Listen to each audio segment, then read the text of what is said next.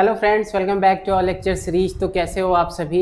आज के video lecture में हम लोग डिस्कस करने वाले हैं मॉडल पेपर एमएससी एग्रीकल्चर का। ठीक है, तो जो लोग भी एमएससी एग्रीकल्चर का आप लोग एंट्रेंस एग्जाम देने जाओगे उनके लिए ये वीडियो बहुत ही हेल्पफुल होने वाला है। ठीक है, इसमें हम लोग देखेंगे जनरल एग्रीकल्चर के क्वेश्चन। ठीक है, आपके मॉडल पेपर इसमें कराए जाएंगे, कंप्लीट मिक्सअप क्वेश्चन होंगे। ठीक है, एग्रोनॉमी, सॉइल साइंस, हर एक सब्जेक्ट का मिक्सअप क्वेश्चन रहेगा, क्योंकि एमएससी में क्या होता है कि आपका जनरल उसमें क्वेश्चन पूछे जाते हैं। ठीक है, आप कोई भी एंट्रेंस एग्जाम देने जाओ एमएससी का, अगर जा रहे हो देने, तो ये आपके लिए क्वेश्चन बहुत ही इंपॉर्टेंट है जो अभी मैं कराने वाला हूँ। ठीक है, तो आइए इसको स्टार्ट करते हैं और हम लोग सबसे पहला अपना क्वेश्चन देखते हैं। यहाँ पे अगर हम बात करेंगे सेक्शन 1 का, तो इसमें हम लोग बात करेंगे सॉइल साइंस और एग्रीकल्चरल केमिस्ट्री का कुछ क्वेश्चन है आपके, जो कि 5 क्वेश्चन इसमें डिस्कस किए गए हैं। देखिए यहाँ पे कौन कौन सा हमारा जो पहला क्वेश्चन है, यहाँ पे हम पहले क्वेश्चन की तरफ मूव करते हैं।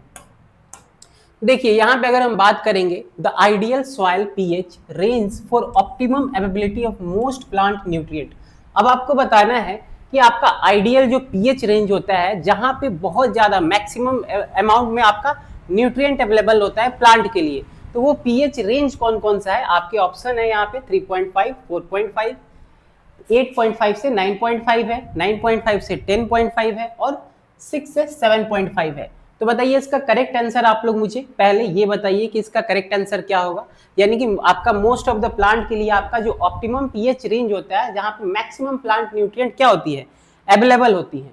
ठीक है, तो इसका जो करेक्ट आंसर होगा आपका ऑप्शन डी होगा। ठीक है, 6 से 7.5 आपका क्या होता है, ये आपका पीएच रेंज होता है जहां पे न्यूट्रिएंट की अवेलेबिलिटी क्या होती है, सबसे ज्यादा होती है प्लांट में। ठीक है, तो जब आप लोग मिट्टी की जांच कराओगे, उसकी पीएच निकालोगे, तो सबसे ज्यादा जो न्यूट्रिएंट की अवेलेबिलिटी है वो आपको किस रेंज में मिलेगी, तो 6 से लेके आपका 7.5 तक के रेंज में मिलेगी।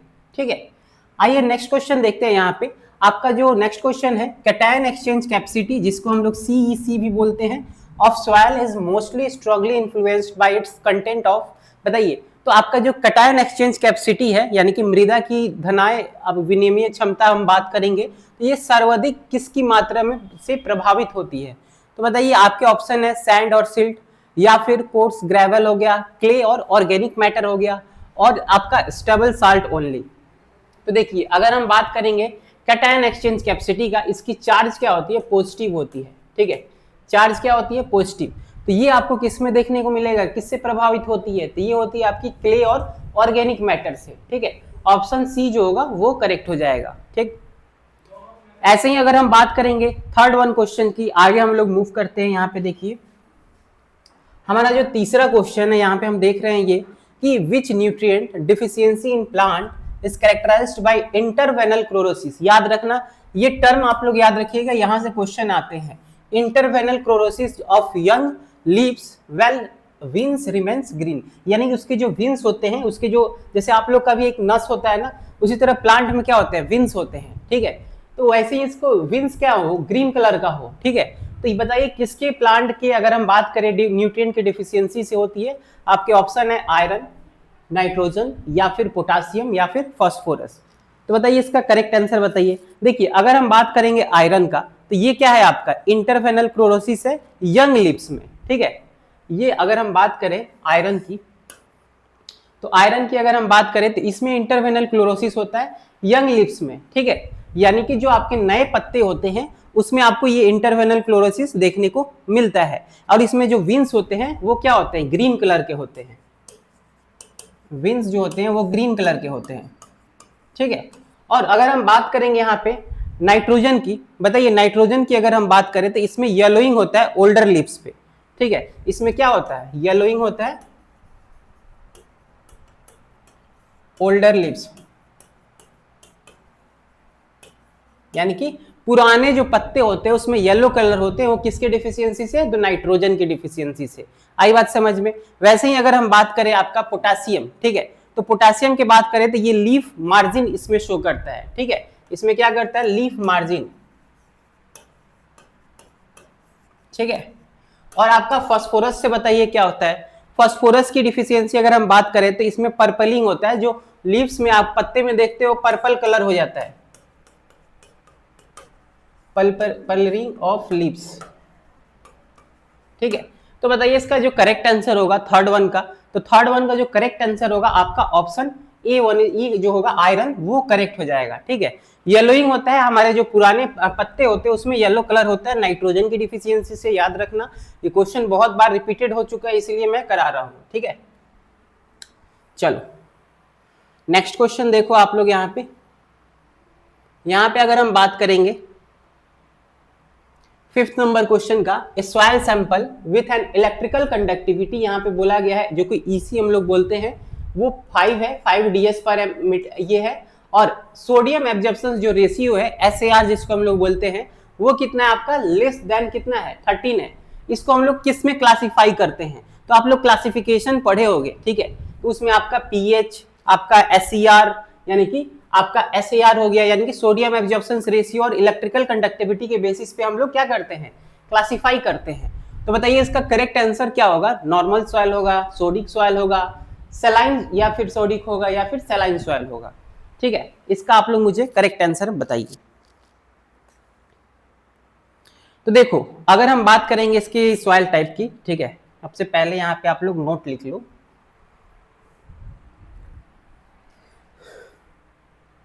एक काम करना, हाँ यहाँ पे अगर हम बात करें आपका कि कैरेक्टरिस्टिक मैं आपको लिखवा दे रहा हूं कि कितने सॉइल टाइप्स के होते हैं। पहले आप लोग यहाँ लिख लो सॉइल टाइप,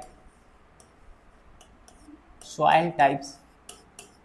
ठीक है, सॉइल टाइप में आपका जो भी सलाइन, अल्कली जो सॉइल आता है वो एक टेबल आप लोग बना लीजिएगा, आपके एग्जाम में डायरेक्ट यहाँ से क्वेश्चन आएगा। ठीक है, सॉइल टाइप लिख लो, ईसी इलेक्ट्रिकल कंडक्टिविटी लिख लो।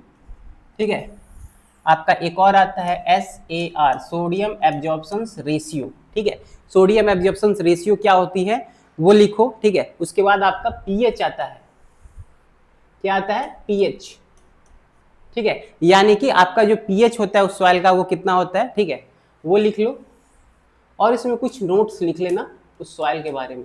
ठीक है, तो अगर हम बात करेंगे पहले सॉइल टाइप की, तो आपका जो पहला सॉइल टाइप है अगर हम बात करें तो सबसे पहले हम देखते हैं नॉर्मल आपका जो सॉइल है। ठीक है, जो आपका नॉर्मल सॉइल है उसमें अगर हम बात करेंगे आपका इलेक्ट्रिकल कंडक्टिविटी का, तो नॉर्मल सॉइल में जो इलेक्ट्रिकल कंडक्टिविटी होता है वो होता है लेस देन 4।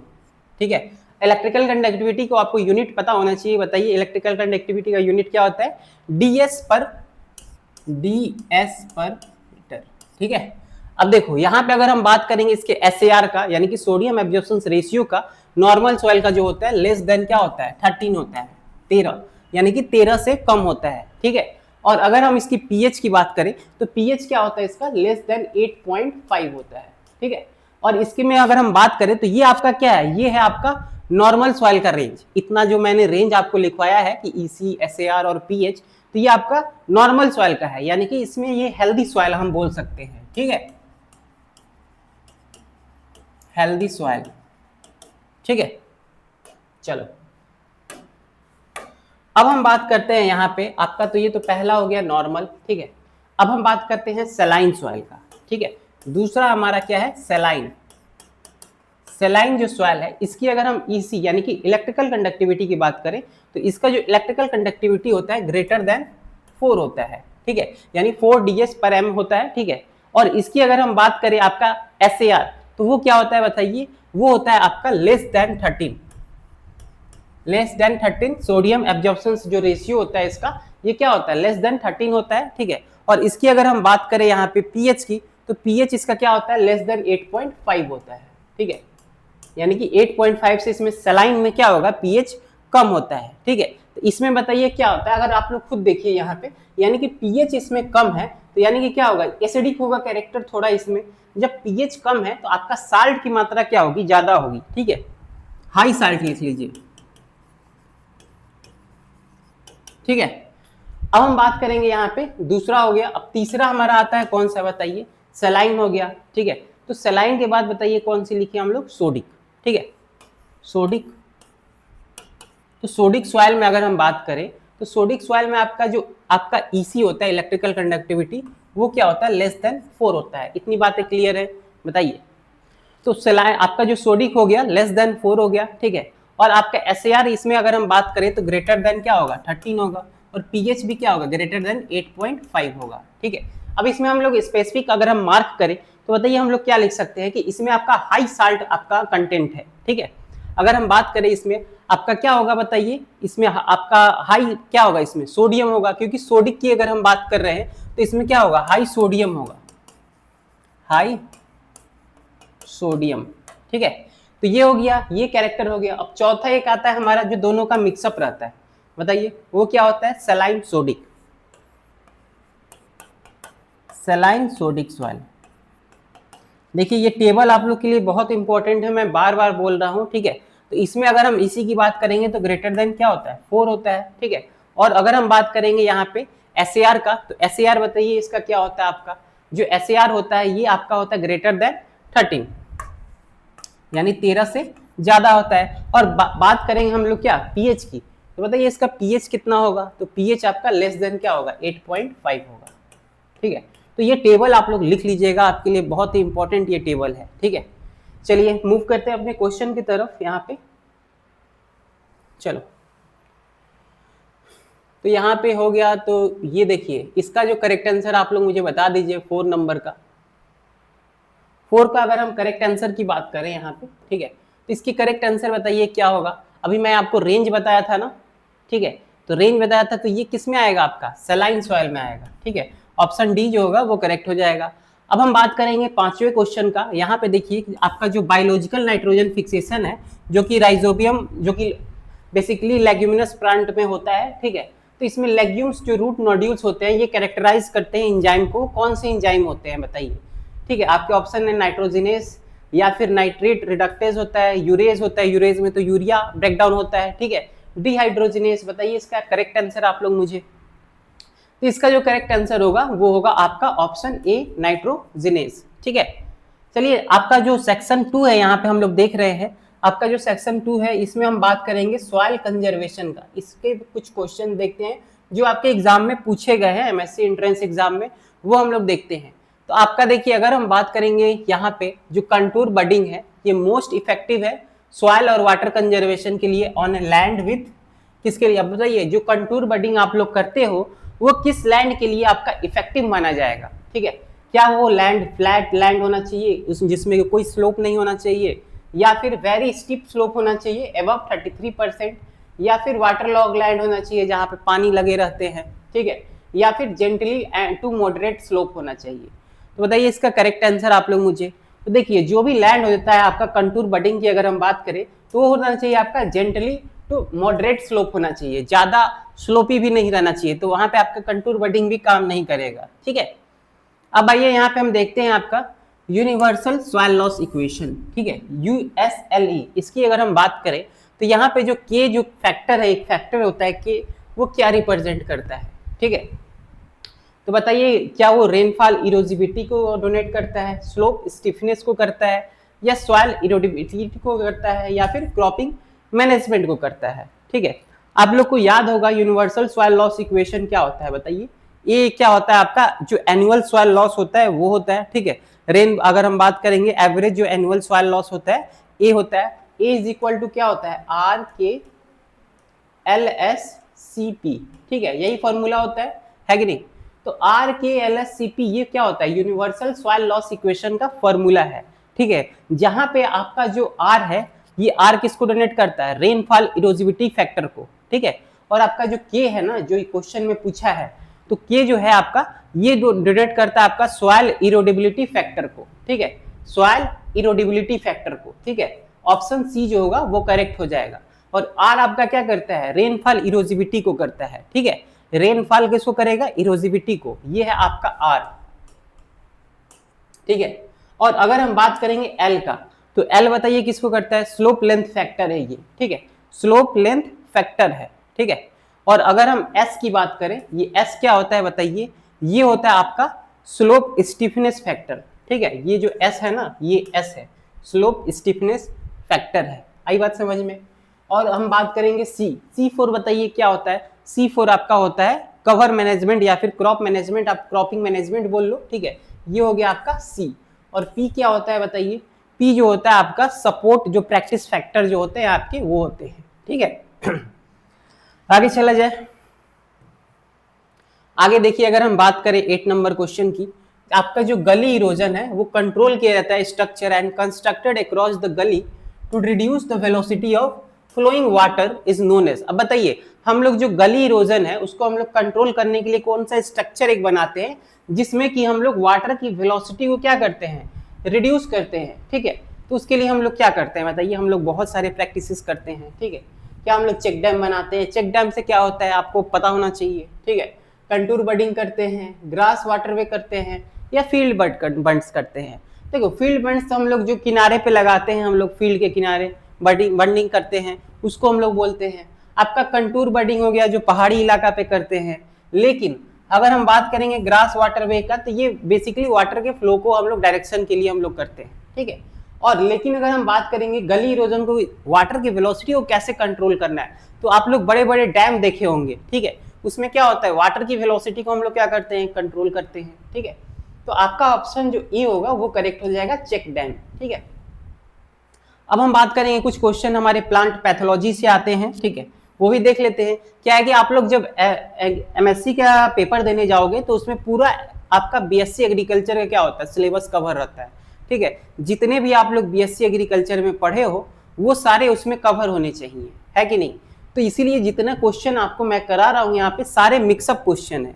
ठीक है, कोई एक पर्टिकुलर सब्जेक्ट से नहीं है, आपको सारे मिक्सअप जैसे एग्जाम में आपको क्वेश्चन देखने को मिलता है, मैं यहाँ पे आपको कंप्लीट एनालिसिस करा रहा हूँ। ठीक है, और लास्ट में आप लोग कमेंट करके बताइएगा कि कैसा लगा वीडियो, फिर इसके बाद मैं नेक्स्ट आपका मॉडल पेपर इस पे पब्लिश करूंगा। ठीक है, चलो, तो यहाँ पे हम बात करेंगे आपका प्लांट पैथोलॉजी के बारे में।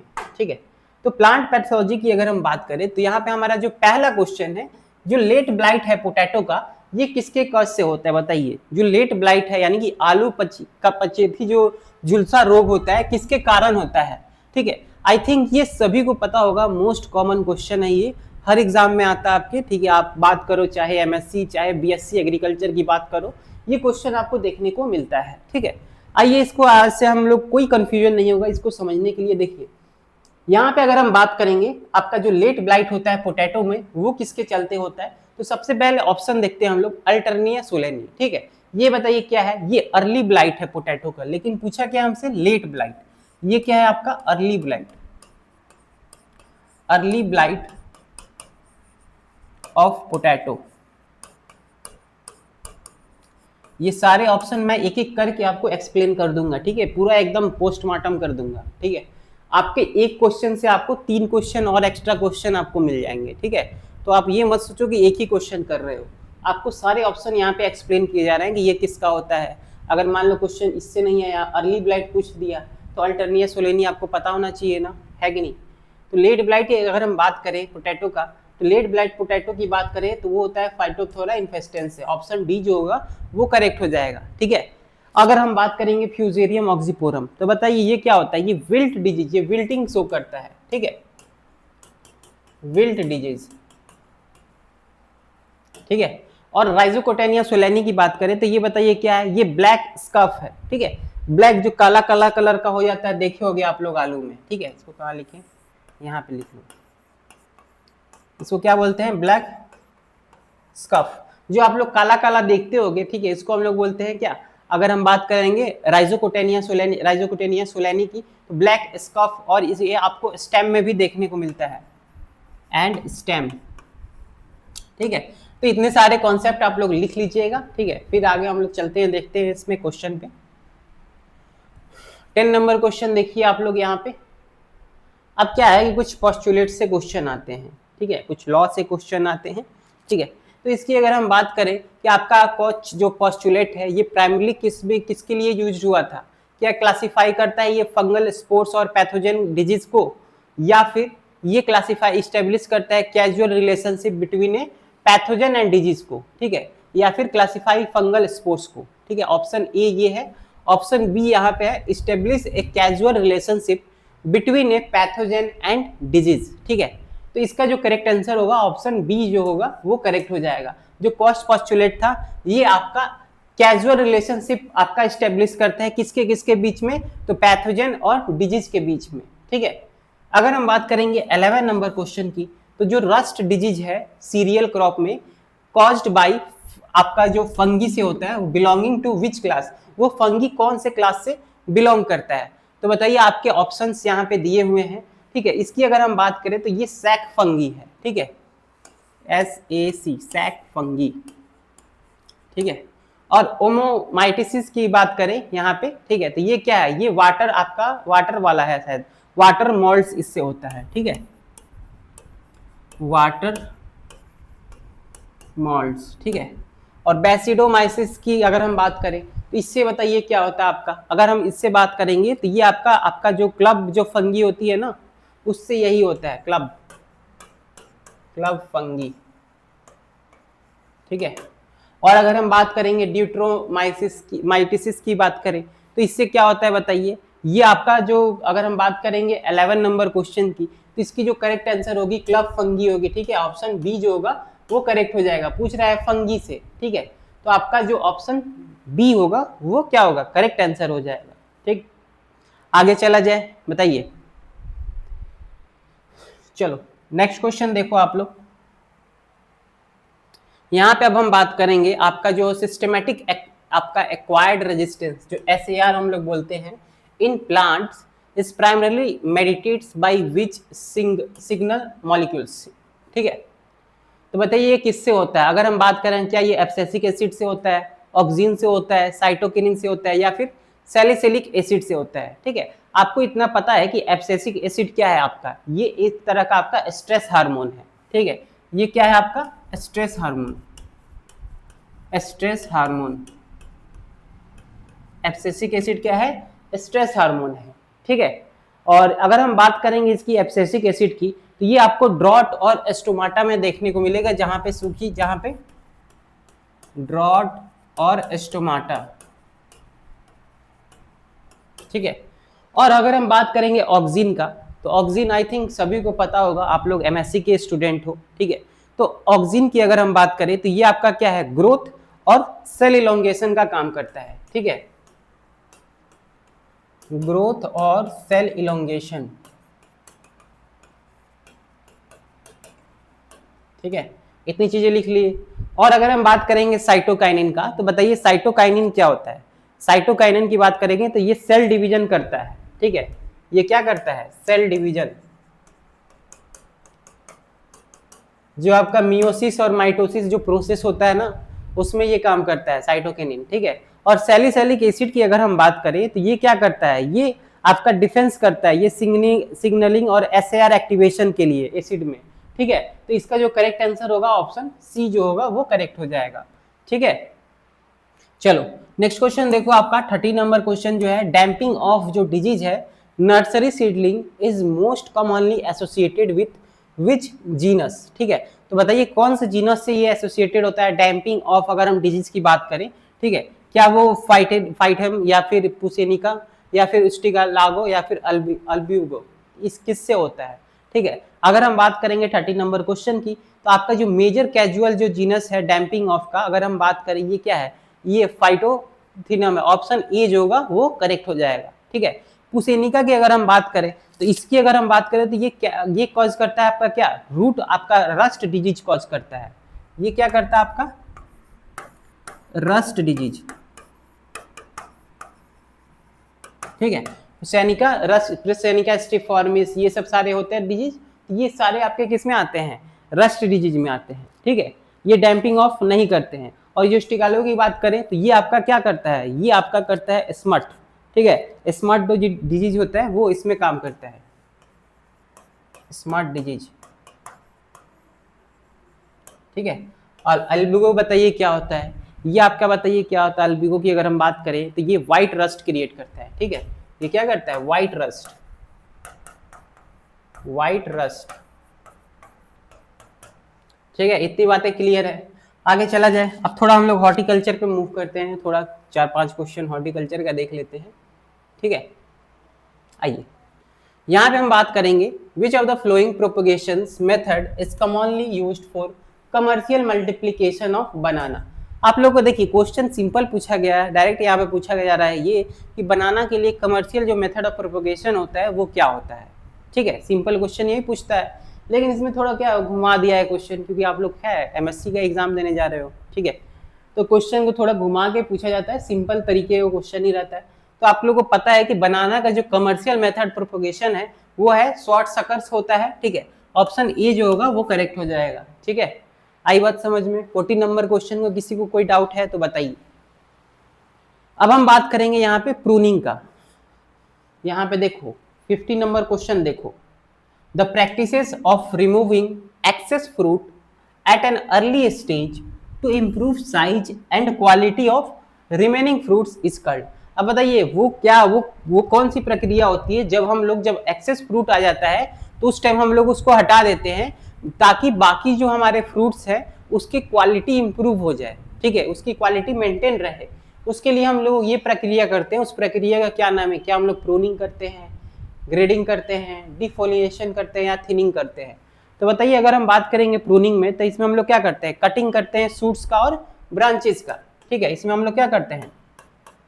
कटिंग शूट्स या फिर ब्रांचेस, ठीक है। और अगर हम बात करेंगे ग्रेडिंग का तो इसमें हम लोग बताइए ग्रेडिंग में क्या करते हैं हम लोग? बताइए ग्रेडिंग में हम लोग क्या करते हैं? रिमूव करते हैं किसको? ग्रेडिंग की अगर हम बात करेंगे तो रिमूविंग करते हैं हम लोग किसको? बार्क स्ट्रिप को, ठीक है। रिमूविंग बार्क या फिर कोई स्ट्रिप है उसको रिमूव करते हैं, ठीक है। और अगर हम बात करेंगे डिफोलिएशन, तो डिफोलिएशन में हम लोग क्या करते हैं? रिमूव करते हैं हम लोग किसको? लीव्स को, ठीक है। रिमूव्स लीव्स, ठीक है। और थिनिंग में हम लोग बताइए क्या करते हैं? थिनिंग में हम लोग यही प्रैक्टिसेस करते हैं। तो इसका करेक्ट आंसर क्या होगा? आपका ऑप्शन डी होगा, ठीक है। इसमें हम लोग रिमूव करते हैं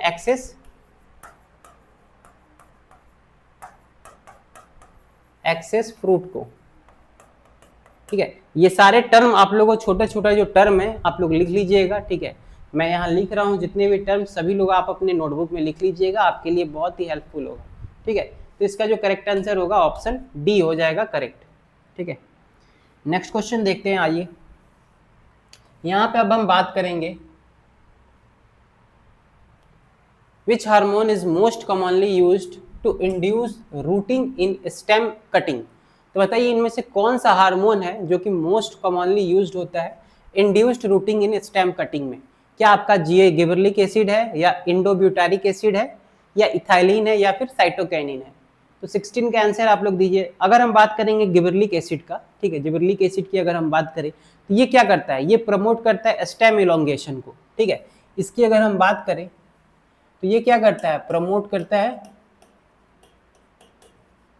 स्टेम इलोंगेशन, ठीक है। गिबरेलिक एसिड हो गया। अगर हम बात करेंगे IBA, ठीक है, जो कि आपका ऑक्सिन का ही पार्ट है वो, ठीक है, IBA, ठीक है। तो ये क्या करता है? रूट इनिशिएशन करता है, ठीक है। ब्यूटारिक एसिड जो होता है ना, रूट इनिशिएशन, ठीक है।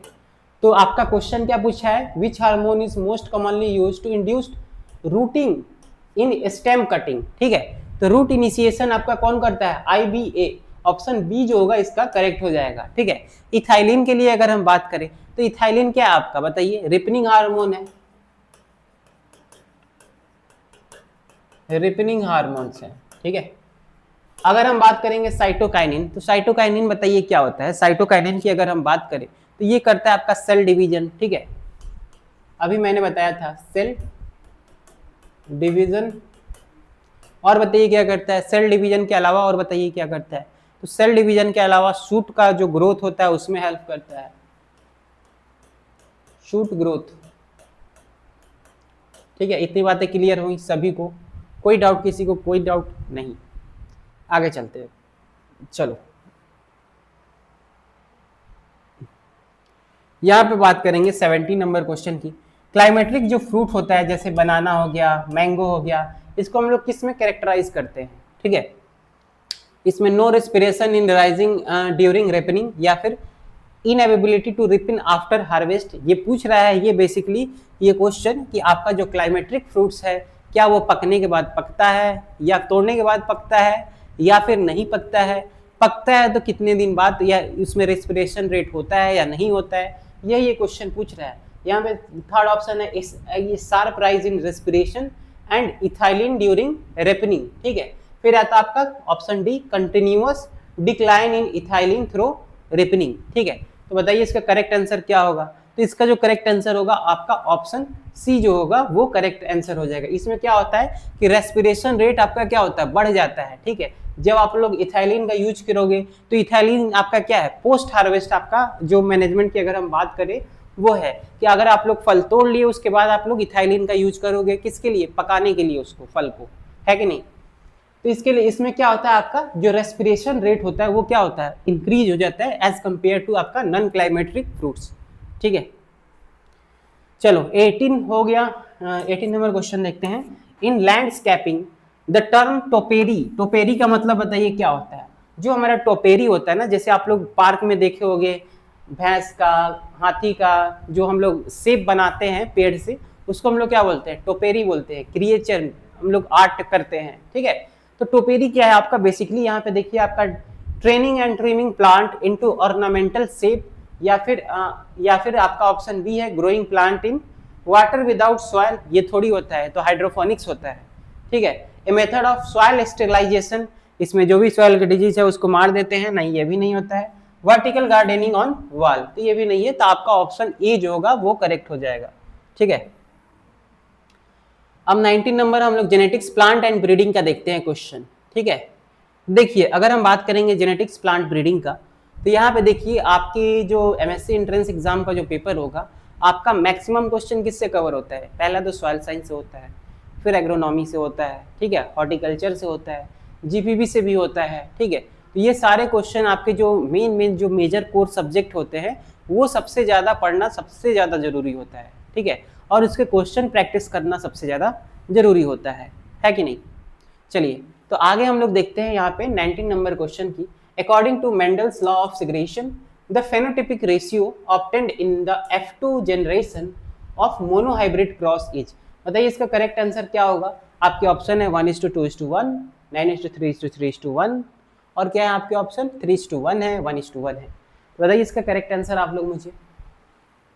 तो देखिए इसकी अगर हम बात करेंगे मेंडल्स के अकॉर्डिंग, अगर हम बात करें यहाँ पे, तो 1:2:1 जो है आपका, ये क्या है, जेनोटिपिक रेशियो है। ये क्या है आपका, जेनोटिपिक रेशियो, ठीक है। जेनोटिपिक रेशियो कहने का ये मतलब है कि आपका या तो टॉल होगा या तो शॉर्ट होगा, या तो एक टॉल एक क्या होगा, शॉर्ट होगा। तो ये हो गया जेनोटिपिक रेशियो, ठीक है। और 9:3:3:1 है, इसको हम लोग क्या बोलते हैं, इसको हम लोग बोलते हैं डाई हाइब्रिड क्रॉस। क्या बोलते हैं इसको, डाई हाइब्रिड क्रॉस, ठीक है। इसको हम लोग क्या बोलते हैं, डाई हाइब्रिड क्रॉस बोलते हैं। और 3:1 है, तो 3:1 को हम लोग बताइए क्या बोलते हैं, 3:1 को हम लोग बोलते हैं फेनोटिपिक रेशियो, ठीक है। इसको हम लोग क्या बोलेंगे, फेनोटिपिक रेशियो, फेनोटिपिक रेशियो, ठीक है। ये आपका 3:1 है, ठीक है। तो ये आपका क्या होगा, करेक्ट आंसर यहाँ पे हो जाएगा। फेनोटिपिक पूछा है ना, phenotypic ratio F2 generation is monohybrid cross is, ठीक है। तो फेनोटिपिक रेशियो 3:1 होता है। और 1:1 बताइए क्या होता है, ये बेसिकली आपका क्या होता है, टेस्ट क्रॉस होता है। क्या होता है, टेस्ट क्रॉस, टेस्ट क्रॉस, ठीक है। इतनी बातें क्लियर हैं, ये सारे ऑप्शंस आपको क्लियर हैं, ठीक है। इसमें आपका हेट्रोजाइगट्स आपका जाइला आपका किससे क्रॉस होता है, इसकी अगर हम बात करें टेस्ट क्रॉस की, ठीक है। अब हम देखते हैं 20 नंबर क्वेश्चन की। 20 नंबर क्वेश्चन में हम लोग देखते हैं आपका जो हेट्रोसिस है, ठीक है, hybrid vigour in best exploited commercially through. बताइए आपका जो हेट्रोसिस है, बेसिकली हेट्रोसिस में बताइए क्या होता है, इसमें जो भी आपका डोमिनेंट आपका शो करेगा कैरेक्टर, ठीक है, इसको हम लोग बोलते हैं हेट्रोसिस, ठीक है। तो जिसमें आपका कैरेक्टर जो डोमिनेंट शो करे उसको हम लोग क्या बोलते हैं, हेट्रोसिस। इसकी अगर हम करेक्ट आंसर की बात करें तो हाइब्रिड वेराइटी डेवलपमेंट आपका क्या हो जाएगा, करेक्ट हो जाएगा, ठीक है। अगर हम बात करेंगे 21 नंबर क्वेश्चन की, the phenomena where a gene influence multiple और apparently unrelated phenotypic traits is termed. तो बताइए इसको हम लोग क्या बोलते हैं, 21 की अगर हम बात करें तो ईपी स्टेटस की अगर हम बात करें तो ये क्या होता है, ये इंटरेक्शन किसके बिटवीन होता है, डिफरेंट जीन के बिटवीन होता है, जहां पे एक क्या होता है, वन जो जीन होता है वो इफेक्ट करता है अनदर पे, ठीक है। और आपका लिंकेज क्या होता है बताइए, जो ऑप्शन अगर हम बात करेंगे यहाँ पे पहले ये देख लेते हैं, पॉलीजेनेटिक इनहेरिटेंस। इसमें क्या होता है, नाम से आपको पता चल रहा है कि पॉली का मतलब क्या होता है, इसमें जो ट्रेट होता है वो कंट्रोल होता है मैनी जीन से, बहुत सारे जीन से, लेकिन इसमें कोई वन सिंगल जो जीन होता है ना वो इफेक्ट नहीं करता है ट्रेट्स पे, ठीक है, मैनी ट्रेट्स पे इफेक्ट नहीं करता है, ठीक है। और आपका जो पैलियोट्रोपी होता है ये क्या होता है बताइए, इसमें आपका एक जीन होता है जो कि मल्टीपल ट्रेट्स पे इफेक्ट करता है, ठीक है। तो पूछ क्या रहा है यहाँ पे, ए जीन यानी कि सिंगल जीन एक आपका इन्फ्लुएंस करे मल्टीपल पे, तो आपका ऑप्शन जो डी होगा वो करेक्ट हो जाएगा, ठीक है। 22 नंबर क्वेश्चन देखते हैं। यहाँ पे अब हम बात करेंगे, यहाँ पे देखो आप लोग 22 नंबर क्वेश्चन ये कह रहा है कि in a dihybrid cross of two heterozygous parents, ठीक है। देखो टू हेट्रोजाइगस पेरेंट्स जहाँ पे ए एक कैपिटल ए है, एक स्मॉल ए है और एक कैपिटल बी स्मॉल बी है, इसका क्रॉस हुआ है capital A capital B small B से विथ इंडिपेंडेंट असॉर्टमेंट, ठीक है। याद रखना यहाँ पे क्या लिखा है, independent assortment, the proportion of F2 progeny showing the both recessive traits, यानी कि बोथ रेसेसिव, डोमिनेंट नहीं बोला है, यानी कि डोमिनेंट बोलता है तो कैपिटल ए और कैपिटल बी होता है, यहाँ पे क्या बोला है, रेसेसिव हम बोला है, रेसेसिव ट्रेट बोला है, यानी कि स्मॉल ए स्मॉल बी, ठीक है। यहाँ पे जैसे लिखा है, ठीक है, वो पूछ रहा है कि कितना होगा रेशियो, जो बताइए कितना होगा। तो देखो अगर हम बात करेंगे ट्रेट का, अगर हम कॉम्बिनेशन की बात करें तो एक कैपिटल ए और स्मॉल बी रहता है, यानी कि बोथ उसमें डोमिनेंट रहते हैं, ठीक है, दोनों डोमिनेंट रहेंगे, तो उसमें क्या होगा, जो रेशियो का प्रोबेबिलिटी का जो रेशियो होता है 9:16 होता है, जब दोनों क्या होते हैं, डोमिनेंट होते हैं, ठीक है। ये अगर हम बात करें दोनों जब डोमिनेंट हो जाएंगे, बोथ ए और बी होते हैं यानी कि डोमिनेंट होते हैं दोनों, डोमिनेंट ट्रेड्स, तो उसमें जो रेशियो होता है 9:16 का होता है, ठीक है। अगर हम बात करेंगे यहाँ पे एक क्या होगा, डोमिनेंट होगा, बाकी दो क्या होगा, रेसेसिव होगा, यानी कि एक क्या होगा, एक रेसेसिव होगा और बाकी क्या होगा, डोमिनेंट होगा, ठीक है। यानी कि एक कैपिटल ए और स्मॉल बी रहेगा, ठीक है।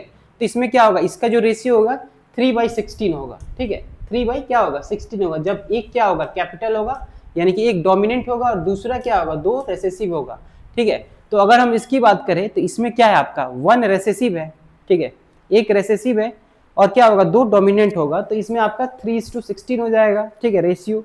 और अगर हम बात करेंगे स्मॉल ए और कैपिटल बी की, यानी कि एक क्या होगा, रेसेसिव होगा, तब भी आपका क्या होगा, रेशियो 3:16 ही होगा, ठीक है, दोनों केस में 16 होगा। लेकिन एक कंडीशन ये आता है कि आपका क्या होता है, रेसेसिव ट्रेड आता है, यानी कि दोनों छोटा होता है, यानी कि स्मॉल ए और स्मॉल बी, तब क्या होता है, यानी कि बोथ इसमें क्या होगा, दोनों क्या होगा, रेसेसिव होगा, तो आपका जो रेशियो आता है वो होता है 1/16, ठीक है। ऑप्शन सी जो होगा वो करेक्ट हो जाएगा इसका, ठीक है। चलो नेक्स्ट क्वेश्चन देखो आपका 23 की अगर हम बात करें, जो बैक क्रॉस ब्रीडिंग जो है method is most commonly employed for, बताइए जो बैक क्रॉस जो ब्रीडिंग मेथड होता है वो किसके लिए हम लोग यूज करते हैं। तो हमारा जो बैक क्रॉस होता है वो हम लोग ट्रांसफर करते हैं वन और फ्यू जीन को, किसमें, एडेप्टेबल वेराइटी में, ठीक है।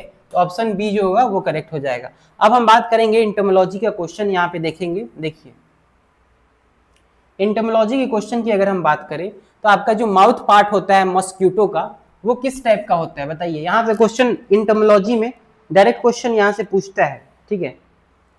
इंटोमोलॉजी की अगर हम बात करें तो यहाँ से आपका डायरेक्ट क्वेश्चन आता है माउथ पार्ट से, लेग पार्ट से, एंटीने से, ठीक है। यही आप लोग को इंटोमोलॉजी में याद करना है, इसके अलावा कोई एक्स्ट्रा चीज़ याद नहीं करना है। एक तो माउथ पार्ट देख लो, लेग देख लो, ठीक है, लेग का जो पार्ट होता है, ठीक है। उसके बाद एंटीना जो देख लो, ठीक है। उसके बाद से वॉकिंग टाइप एक होता है ना पैर का, वो देख लो, ठीक। तो ये सब सारे चीज़ होते हैं जो आपको याद करने रहते हैं। देखिए यहाँ पे हमारा क्वेश्चन जो पूछा है, जो माउथ पार्ट होता है मॉस्क्यूटो का, जो मच्छर आप लोग का खून पी जाता है, आजकल तो कॉकरोच जनता पार्टी ज़्यादा हो गया है, ठीक है। तो कॉकरोच का भी याद रखना भाई, एंटोमोलॉजी हो तो कॉकरोच भी याद रखना। क्वेश्चन आ सकता है इससे, ये ट्रेंडिंग में चल रहा है ना कि नहीं। देखिए इसका करेक्ट आंसर बताइए आप लोग कि माउथ पार्ट जो होता है, अगर हम बात करें मॉस्किटो का, तो वो क्या होता है आपका, पिकरिंग और सकिंग टाइप का होता है, ठीक है। ऑप्शन जो सी होगा वो करेक्ट हो जाएगा, ठीक है। और भी कुछ ऐसे जो आपके इंसेक्ट्स होते हैं उनकी अगर हम बात करें, तो अगर हम बात करेंगे आपका ग्रास हुपर का और बिटल्स का, तो वो होता है आपका चीविंग टाइप, ठीक है। ऑप्शन अगर हम इसकी बात करें तो ये होता है ग्रास हुपर और बीटल्स, ठीक है। ग्रास हुपर बीटल्स का चीविंग टाइप होता है, ठीक है। और अगर हम बात करें आपका बटरफ्लाई का और मॉथ का, सैपोनिंग टाइप जो होता है ना, वो बटरफ्लाई और सिफोनिंग टाइप, सैपोंजिंग स्पॉन्जिंग टाइप, ये सिफनिंग टाइप होता है, ठीक है। तो अगर हम बात करेंगे बटरफ्लाई का, तो सिफनिंग ये होता है आपका बटरफ्लाई का, बटरफ्लाई, ठीक है। ये हो गया आपका बटरफ्लाई, यानी कि जो तितली उड़ती है ना, तो बटरफ्लाई और मॉथ का, ठीक है, ये हो गया। अगर हम बात करेंगे हाउस फ्लाई का, जो घर में होते हैं, स्पॉन्जिंग टाइप होता है आपका हाउस फ्लाई। तो इतनी बातें क्लियर है। तो ये इतना चीज़ आप लोग भाई याद रखिएगा, ठीक है।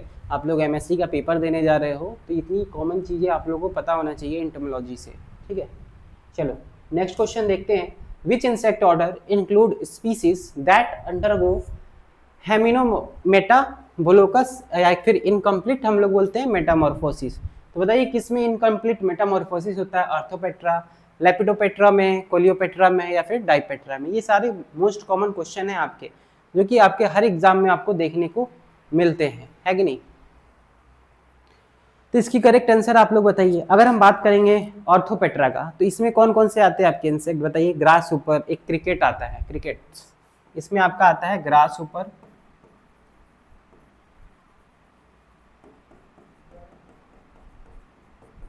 ठीक है। कोलियोपेट्रा की बात करें, बताइए कोलियोपेट्रा में बात करेंगे तो आपके जो बीटल्स होते हैं वो आते हैं कोलियोपेट्रा में, ठीक है।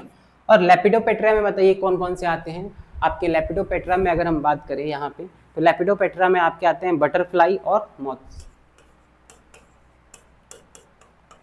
बटरफ्लाई मॉथ्स, ठीक है। और डाइपेट्रा में अगर हम बात करें, तो डाइपेट्रा में आपके जो फ्लाइज, मॉस्किटो, ये सब आ गए।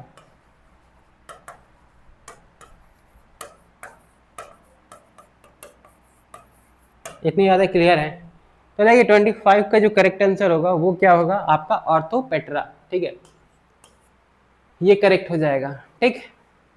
ऑप्शन ए जो होगा वो करेक्ट हो जाएगा। आगे चला जाए। चलो नेक्स्ट क्वेश्चन देखिए आप लोग यहाँ पे, जो पिंक बुलवॉर्म है ये मेजर पेस्ट है कौन से क्रॉप का। आई थिंक ये सभी को पता होगा कि जो पिंक बुलवॉर्म है ये मेजर पेस्ट किसका है बताइए। तो जो पिंक बुलवॉर्म है ये मेजर पेस्ट आपका कॉटन का है, ठीक है। ऑप्शन जो डी होगा वो करेक्ट हो जाएगा, ठीक है। मस्टर्ड में क्या लगता है, एफिड लगता है कि नहीं। देखिए वो एफिड पूरा फसल ही बर्बाद कर देता है, ठीक है। यहाँ पे अगर हम बात करेंगे इंटीग्रेटेड पेस्ट मैनेजमेंट का, gives the least preferable to which control method using it only as a last resort, ठीक है। तो बताइए इसका हम लोग कहने का ये मतलब है, क्वेश्चन ये कह रहा है कि आईपीएम जो होता है आपका इंटीग्रेटेड पेस्ट मैनेजमेंट में, हम लोग सबसे जो लास्ट मेथड होता है, ठीक है, जो हम लोग के पास इसके अलावा कोई मेथड नहीं बचा है, तो वो लास्ट मेथड कौन सा है वो पूछ रहा है, ठीक है। क्या हम लोग बायोलॉजिकल कंट्रोल करते हैं आईपीएम में, वो तो करते ही हैं, सबसे ज़्यादा तो यही करते हैं, बायोलॉजिकल करते हैं, ठीक है। मैकेनिकल भी कर लेते हैं कभी कभी, कल्चरल भी कर लेते हैं, ठीक है। तो ये तीनों कर लेते हैं, लेकिन लास्ट वाला जो मेथड हमारे पास होता है वो क्या होता है, केमिकल, ठीक है, जो कि सिंथेटिक पेस्टिसाइड का हम लोग यूज करते हैं कंट्रोल करने के लिए पेस्ट को, है कि नहीं। तो ऑप्शन बी जो होगा वो करेक्ट हो जाएगा। आगे चला जाए 28 देखिए, अभी टाइम क्या हो रहा है, क्लास है मेरी एक और। ट्राइकोगर्मा अगर हम बात करेंगे स्पीसीज का, widely used in biological pest control, ये किसका एग्जांपल है बताइए। तो अगर हम बात करेंगे 28 का ट्राइकोगर्मा की, तो इसका जो करेक्ट होगा वो होगा एग पैरासिटोइड्स, ठीक है। ऑप्शन बी जो होगा वो करेक्ट हो जाएगा। आइए अब एनिमल हस्बेंड्री का क्वेश्चन देख लेते हैं, ठीक है। यहाँ पे अगर हम बात करेंगे एनिमल हस्बेंड्री का, ठीक है, तो which of the following is indigenous zebu, cattle breed of India known for high milk yield. अब बताइए, आपको पूछ रहा है क्वेश्चन कि कौन सा इसमें से ब्रीड जो है जो कि इंडिजीनियस है, इंडियन है, ठीक है, जो कि आपका इंडियन है, कैटल ब्रीड है, इसमें से बताइए जर्सी है, हॉलिस्टीन फ्रिंज है, एचएफ या फिर गिर है, ब्राउन स्विस, ये तो स्विट्जरलैंड, ये सभी के सभी क्या है, एक्सोटिक ब्रीड है, ठीक है, ये स्विट्जरलैंड का है, ये क्या है बताइए, हॉलिस्टीन फ्रिंज की बात करेंगे, और इसमें हम करेक्ट आंसर की बात करें इसका तो ऑप्शन जो सी होगा गिर, ये आपका कहां से आता है बताइए, गिर गुजरात से, ठीक है, गुजरात रीजन में आपको ये देखने को मिलेगी, तो ऑप्शन जो सी होगा वो करेक्ट हो जाएगा, ठीक है। गिर का आप लोग स्पेसिफिकेशन अगर हम बात करें गिर का, तो इसमें एवरेज लैक्टेशन जो मिल्क होता है यील्ड की अगर हम बात करें तो 1500 से 2000 होता है, ठीक है, 1500 से 2000 मिल्क होता है, ठीक है, 1500 से क्या होता है 2000 आपका लैक्टेशन होता है इसमें। अगर हम बात करें तो इसकी फैट परसेंटेज की बात करें तो 4.5 से 5% इसका क्या होता है, फैट परसेंटेज होता है, ये भी याद रखिएगा। और अगर हम बात करें इसकी तो और इसकी खासियत बताइए क्या है, इसकी खासियत ये है कि ये राजस्थान गुजरात में पाया जाता है, ठीक है, तो यहाँ से इतनी क्वेश्चन बनते हैं, ठीक है। अब आइए हम बात करते हैं यहाँ पे द प्रोसेस ऑफ रिमूविंग, ये देखिए the process of removing fat, यानी फैट को हम लोग रिमूव कर रहे हैं कहाँ से, मिल्क में, मिल्क से, to standardize its fat content is called. अब इसको हम लोग क्या बोलते हैं, तो ये जो दूध में वसा की मात्रा को मानकीकृत करने के लिए वसा निकालने की प्रक्रिया को क्या कहा जाता है, टोनिंग बताइए किसको बोलते हैं। टोनिंग हम लोग क्या करते हैं, इसमें हम लोग रिमूव करते हैं फैट को स्टैंडर्डाइज मिल्क बनाने के लिए, ठीक है, तो इसका ऑप्शन जो ए है वो करेक्ट हो जाएगा। पैस्चराइजेशन में हम लोग बताइए क्या करते हैं, हम लोग किल करते हैं जितने भी आपके पैथोजन होते हैं, ठीक है, हीट से हम लोग हीट बहुत ज़्यादा देते हैं तो आपके जितने भी पैथोजन होते हैं वो क्या होते हैं, मर जाते हैं, तो उसमें हम लोग पैस्चराइजेशन में करते हैं ये प्रक्रिया। और होमोजेनाइजेशन की अगर हम बात करें तो इसमें यूनिफॉर्म डिस्ट्रीब्यूशन होता है फैट ग्लोब्यूल्स का, ठीक है, इसमें क्या होता है यूनिफॉर्म डिस्ट्रीब्यूशन, यूनिफॉर्म डिस्ट्रीब्यूशन, ठीक है। और स्टेरिलाइजेशन में क्या होता है बताइए, स्टेरिलाइजेशन की अगर हम बात करें तो इसमें हम लोग डिस्ट्रॉय करते हैं जितने भी आपके माइक्रो ऑर्गेनिज्म होते हैं उसको हम लोग डिस्ट्रॉय करते हैं स्टेरिलाइजेशन में, ठीक है। वैसे ही आपका 31 नंबर क्वेश्चन ये है कि एफएमडी जो डिजीज है लाइफ स्टॉक में ये किसके कारण होता है, फंगस, बैक्टीरिया, प्रोटोजोआ, वायरस। तो ये एफएमडी जो डिजीज है खुर पका मुंह पका जो रोग है बहुत इंपॉर्टेंट है, मैं बहुत बार क्लास में ये बता चुका हूँ, तो ये आपका है वायरल डिजीज, ठीक है, तो वायरस के कारण ये होता है, ठीक। अब बैक्टीरिया की बात करें तो बैक्टीरिया से आपका बहुत सारे डिजीज होते हैं, जैसे में अगर हम बात करें कुछ डिजीज का तो आपका एंथ्रेनोज, बैक्टीरिया से एक होता है ना एंथ्रेक्स, एंथ्रेक्स होता है, एक ब्रूसेलिलस, ठीक है, ये दो डिजीज किससे होता है, बैक्टीरिया से होता है। और फंगस की अगर हम बात करें तो फंगस से बताइए क्या क्या होता है, आपका स्किन डिजीज होता है, स्किन डिजीज होता है फंगस से, ठीक है, स्किन डिजीज। और क्या होता है बताइए फंगस से, फंगस से और क्या होता है, कुछ याद आ रहा है, फंगस से एक और होता है रिंग वॉर्म होता है, चलो। और प्रोटोजोआन, तो प्रोटोजोआ आपका जो सूरा जो डिजीज होता है जो पिग में पाया जाता है, ठीक है, सूरा, ठीक है, जो पिग में देखने को मिलता है, तो इसका जो करेक्ट आंसर बताइए क्या होगा, ऑप्शन डी जो होगा वो करेक्ट हो जाएगा। अब हम बात करेंगे यहाँ पे जो नॉर्मल गैस्ट्रेशन पीरियड है जो काऊ का होता है अप्रोक्सीमेटली कितना होता है, तो वो होता है आपका 280 से 285 के बीच में होता है, ठीक है, तो 283 आपका क्या हो जाएगा, करेक्ट आंसर हो जाएगा, ठीक। इतनी बातें क्लियर है, बताइए आगे चला जाए। अब हम लोग बात करेंगे एग्रोनॉमी का क्वेश्चन। देखो एग्रोनॉमी की अगर हम बात करें, आपका जो पहला जो क्वेश्चन है द क्रिटिकल स्टेज, अब यहाँ पे पूछा है क्रिटिकल स्टेज जो इरिगेशन का है वीट में, अब डायरेक्ट यहीं पे क्वेश्चन खत्म हो गया आपका, आगे पढ़ने की जरूरत नहीं है। क्रिटिकल स्टेज पूछा है, वीट का जो क्रिटिकल स्टेज क्या होता है बताओ, वीट का जो क्रिटिकल स्टेज होता है CRI होता है, क्राउन रूट इनिशिएशन, ठीक है, ऑप्शन बी जो होगा वो करेक्ट हो जाएगा, ठीक है, आई बात समझ में। हालांकि ये सारे स्टेज आते हैं वीट में, टेलरिंग, फ्लावरिंग, ड्रॉट स्टेज, ठीक है, लेकिन जो मोस्ट क्रिटिकल स्टेज है आपका क्राउन रूट इनिशिएशन है, ठीक है, इतनी बातें क्लियर है, आगे चला जाए, बताइए। तो 33 भी क्लियर हो गया आपका। आगे चला जाए, 34 देखा जाए हम लोग। यहाँ पे देखिए, अगर हम बात करें, which cropping system involve growing 2 or more crops simultaneously on the same field in distinct row arrangement। बताइए, distinct row arrangement यहाँ पे दिया हुआ है, ठीक है। तो बताइए इसको हम लोग क्या बोलते हैं? तो इसको हम लोग बोलते हैं क्या? इंटरक्रॉपिंग बोलते हैं, है कि नहीं? क्या बोलते हैं इसको? 34 का बताइए। 34 को हम लोग बोलते हैं इंटरक्रॉपिंग, ठीक है। विदाउट, अगर कोई अरेंजमेंट इसमें नहीं रहता ना, यहाँ पे कोई अरेंजमेंट नहीं रहता, तो आपको मिक्स्ड क्रॉपिंग बोला जाता, ठीक है। और एक स्ट्रिप में रहता है, तो यानी कि स्ट्रिप में रहता है तो उसको हम लोग स्ट्रिप क्रॉपिंग बोलते हैं। रिले क्रॉपिंग क्या बोलते हैं बताइए? रिले क्रॉपिंग उसको बोलते हैं जब आप लोग फर्स्ट क्रॉप का हार्वेस्ट से पहले सेकेंड क्रॉप का सोइंग कर दो, तो उसको हम लोग बोलते हैं रिले क्रॉपिंग, है कि नहीं? चलो, अब हम बात करेंगे 35 नंबर क्वेश्चन की यहाँ पे, कि दो herbicides 2,4-D is primarily effective against. बताइए 2,4-D जो हर्बिसाइड्स है वो प्राइमरली इफेक्टिव है अगेंस्ट किसके इफेक्टिव? क्या ये ब्रॉड लीफ वीट है, ग्रासी वीट्स है, सेड्स है, या फिर ऑल वीट्स टाइप के लिए है? ऑल वीट्स टाइप के लिए हम लोग क्या करते हैं बताइए? ग्लाइफोसेट।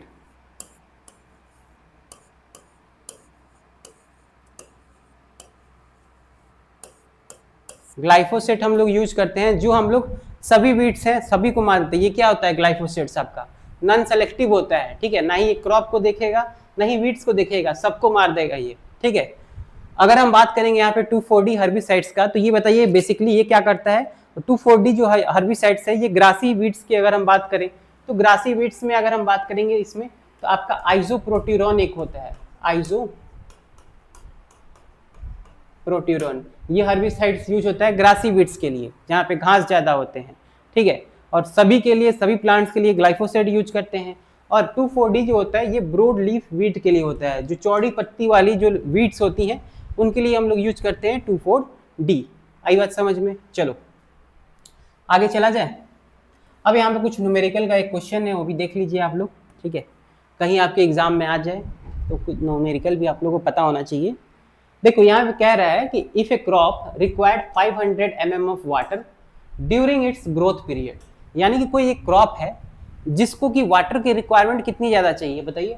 500 mm चाहिए उसको वाटर की रिक्वायरमेंट, ठीक है, जब वो उसका ग्रोथ हो रहा है तो, ठीक है। अब हम बात करेंगे तो इफेक्टिव जो रेनफॉल हुआ उस टाइम पे वो कितना हुआ? 150 mm, ठीक है। द नेट इरीगेशन रिक्वायरमेंट बताइए, यानी कि इग्नोरिंग लॉसेस। तो बताइए आपका जो नेट इरीगेशन जो रिक्वायरमेंट होगा, नेट NIR, जो NIR का फॉर्मूला बताइए क्या होता है? नेट इरिगेशन जो रिक्वायरमेंट होती है वो क्या होती है? Crop water requirement, crop water requirement minus क्या होता है? यानी कि क्रॉप वाटर रिक्वायरमेंट हो गया, और इफेक्टिव रेनफॉल,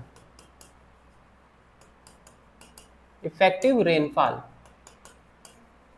ये होता है आपका किसका फॉर्मूला? नेट इरिगेशन रिक्वायरमेंट का, ठीक है। तो इस फॉर्मूला में आप लोग ये वैल्यू पुट कर दीजिए, आपका आंसर आ जाएगा। तो क्रॉप वाटर रिक्वायरमेंट आपका कितना है? 500 mm, ठीक है, 500 mm, ठीक है। और आपका जो इफेक्टिव जो रेनफॉल हुआ उस टाइम पे कितना हुआ? 150, यानी कि 150 mm हो गया, ठीक है। इसको आप लोग काउंट माइनस करोगे तो कितना आ जाएगा? 350। 350 mm आपका क्या होगा? करेक्ट आंसर होगा। ऑप्शन डी जो होगा वो करेक्ट हो जाएगा। तो नेट रिक्वायरमेंट अगर हम बात करें, आपका नेट इरिगेशन रिक्वायरमेंट की अगर हम बात करें, तो 350 mm करेक्ट आंसर होगा, ठीक। किसी को कोई समस्या, कोई डाउट तो कमेंट बॉक्स में पूछ सकते हो आप लोग, ठीक है। और वीडियो कैसा लग रहा है, क्वेश्चंस की लेवल कैसी लग रही है, वो आप लोग एक बार बता दीजिएगा कमेंट करके, ताकि मुझे भी थोड़ा अच्छा लगे, ठीक है। इस टाइप का क्वेश्चन लेवल बनाने में बहुत टाइम लगता है, ठीक है। अब हम बात करेंगे ग्रीन मैन्यूरिंग जो विथ सिस्बेनिया, अगर हम ढेंचा की बात करें, ठीक है, ये प्राइमरीली कंट्रीब्यूट करता है सॉइल फर्टिलिटी को। अब क्या होता है ना कि कहीं कहीं देखना कि आप लोग की अगर जमीन उपजाऊ नहीं है, तो वहाँ पे हम लोग क्या करते हैं? ढेंचा ऊंचा लगा देते हैं, और फिर वापस उसको क्या करते हैं? उसी सॉइल में इनकॉर्पोरेट कर देते हैं, दबा देते हैं। उससे क्या होता है? सॉइल की फर्टिलिटी बढ़ जाती है, ठीक है कि नहीं? तो अगर हम बात करेंगे यहाँ पे ग्रीन मैन्यूरिंग का, जैसे ढेंचा हो गया, ठीक है, ये कंट्रीब्यूट करता है सॉइल फर्टिलिटी को। कैसे? अगर हम बात करेंगे, क्या वो फास्फोरस सोल्युबलाइजेशन करता है, या फिर पोटासियम रिलीज करता है फ्रॉम मिनरल से, या फिर बायोलॉजिकल नाइट्रोजन फिक्सेशन करता है और ऑर्गेनिक मैटर एडिशन करता है, या फिर माइक्रो न्यूट्रिएंट चिलेशन करता है। ठीक है, तो इसकी देखिए अगर हम करेक्ट आंसर की बात करें, इसका जो करेक्ट आंसर होगा आपका ऑप्शन सी जो होगा वो करेक्ट हो जाएगा। ये आपका जो ढांचा होता है ना, ढांचा, वो क्या करता है, बायोलॉजिकल नाइट्रोजन फिक्सेशन करता है, और इसमें जब उसको हम लोग सॉइल में इनकॉर्पोरेट कर देंगे तो उसमें क्या होगा, आपका ऑर्गेनिक मैटर का एडिशन होगा। ठीक है, आई बात समझ में? आओ अब हम देखते हैं आपका सेक्शन 9 जो कि आपका एग्रीकल्चरल एक्सटेंशन का है। ठीक है, तो एक्सटेंशन की अगर हम बात करें यहाँ पे, ठीक है, एग्रीकल्चर एक्सटेंशन की बात करें तो who is regarded as the father of training and visit टी&वी एक्सटेंशन सिस्टम इन इंडिया। तो बताइए 38 का आपका करेक्ट आंसर क्या होगा। तो ट्रेनिंग विजिट की अगर हम बात करेंगे, ये इंट्रोड्यूस्ड हुआ था इंडिया में 1970 में। ठीक है, तो इसका जो करेक्ट आंसर होगा डैनियल बेनोर, आपका ऑप्शन बी जो होगा वो करेक्ट हो जाएगा। 39 नंबर देखिए, in Rogers theory of diffusion of innovation the category of farmer who adopted an innovation last, जो लास्ट में वो अडॉप्ट कर रहा है उसको हम लोग क्या बोलते हैं, क्या अर्ली मेजोरिटी बोलते हैं, लेट मेजोरिटी बोलते हैं, या फिर लिगार्ड्स, या फिर इनोवेटर। देखो अगर हम बात करेंगे इसकी कैटेगरी का, तो इनोवेटर जो होता है हमारा पहला होता है। ठीक है, हमारा इनोवेटर क्या होता है, ये पहला होता है, फर्स्ट। ठीक है, तो इनोवेटर आपका क्या होता है, पहला होता है। उसके बाद क्या आता है, अर्ली एडप्टर। ठीक है, ये अर्ली एडप्टर आता है सेकंड नंबर पे। ठीक, उसके बाद थर्ड पे आता है अर्ली मेजोरिटी। ठीक है, ये थर्ड नंबर पे आता है। और इसके नीचे बताइए क्या होता है, इसके नीचे आता है लेट मेजोरिटी। ठीक है, ये जो फोर्थ नंबर पे लेट मेजोरिटी ये आता है। ठीक है, पांचवा और लास्ट वाला जो होता है आपका वो होता है लिगार्ड्स। ठीक है, ऑप्शन सी जो होगा वो करेक्ट हो जाएगा। ठीक, नेक्स्ट क्वेश्चन देखिए आपका 40 नंबर क्वेश्चन ये कह रहा है, जो केवीके है हमारा कृषि विज्ञान केंद्र, ये स्कीम जो है इंडिया में प्राइमरी एम एट, उसका एम क्या होता है, ये करता है आपका वोकेशनल ट्रेनिंग कराता है। ठीक है, टेक्नोलॉजी असिस्मेंट फॉर फार्मर। ठीक है, ऑप्शन ए जो होगा करेक्ट हो जाएगा।